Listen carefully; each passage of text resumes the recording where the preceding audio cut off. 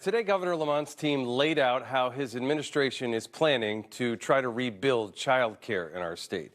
In the budget that was approved last year, there is an extra $45 million for early childhood education. The governor is also requesting the legislature approve about $43 million more in his current proposed budget. His office says through fiscal year 2025, he has increased funding for early childhood education by nearly 89%. That's going back to 2019. But how is that money going to be used? The governor's team says they are building up child care structure throughout the state.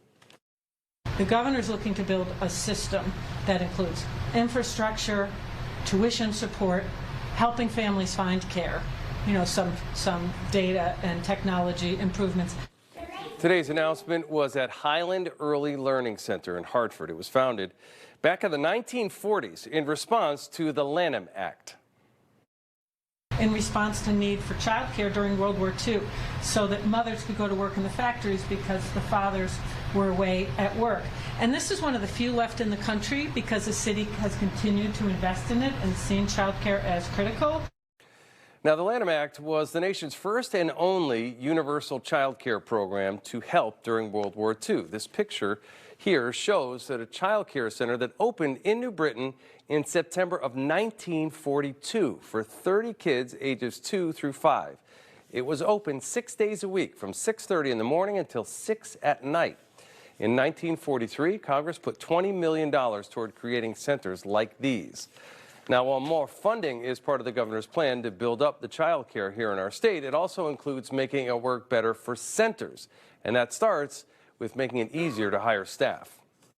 We're going to move to a system where we pay by classroom instead of pay by child.